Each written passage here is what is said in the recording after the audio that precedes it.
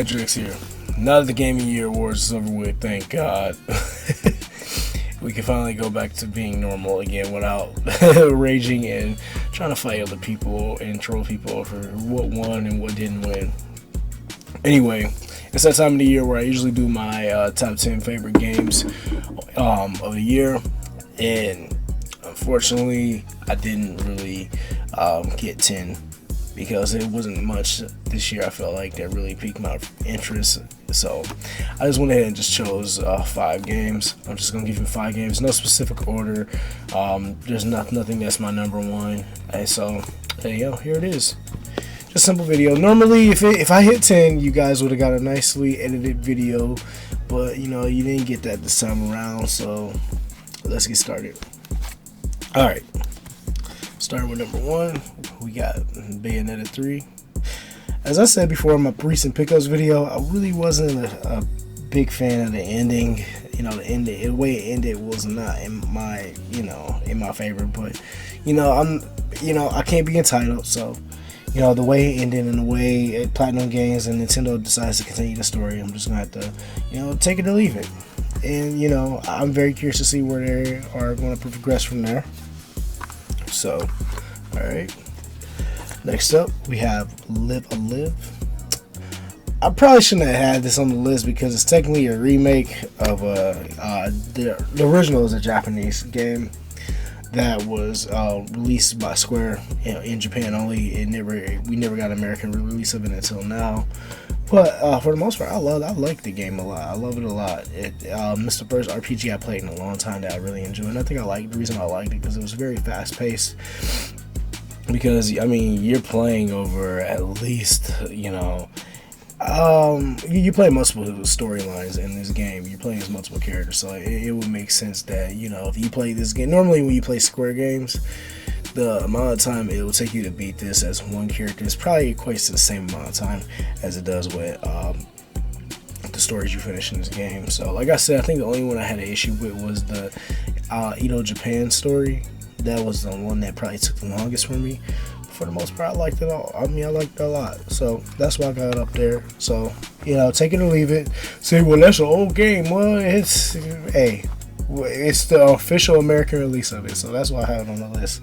Had it been released sooner, it probably would not have been on this list. Next up, we got Plague Tale Requiem. Oh damn, my Discord is going off. Let me get this video finished as soon as possible. So Plague Tale Requiem made the list. This was one of my favorites. I'm glad it got nominated for Game of the Year. It needed the acknowledgement. So liked it a lot. I wasn't a big fan of how that one ended either, but it is what it is. I'm just gonna have to take it or leave it. The story had to end somehow. And I'm glad they chose what they did choose with it. It was an insane, emotional story just as much as the first one, but I think that one was a lot more sad and emotional. Of course, I got God of War Ragnarok on this list. Don't you guys go saying, you was one of those that want God of War to win. Shut up. Literally, shut the hell up. In my heart, I wanted God of War Ragnarok to win, but logically speaking, I think we all knew that Elden Ring was going to get it because of the impact it made earlier this year. So, yeah, that because I wasn't in favor of fucking Elden Ring doesn't mean that. But, still, God of War Ragnarok, one of my Game of the Year, so I enjoyed the game a lot. Last but not least, we got Sonic Frontiers. Now, I didn't beat this completely, but I got enough time in it to say it. The reason why I haven't beat it yet is because I want to max out and get all the trophies in it. So everybody's platinum in it and playing through it now. I'm just taking my time with my games right now because honestly, I just been putting a lot of pressure on myself to try and platinum stuff and beat games in a quick manner just to say I did it. And I feel like I wasn't really enjoying games like that, so I'm gonna take my time with this one and enjoy it. I'm not really in a hurry anymore to get games day one and just say I beat it within a few days, because I did that shit with Callisto Protocol. I think after Callisto Protocol, not saying that game was a disappointment, it was a good game. It just, I feel like it probably should have been delayed, to be honest. But, unfortunately that didn't make the list. And that was the game I was anticipating the most. And it was a disappointment for me, somewhat.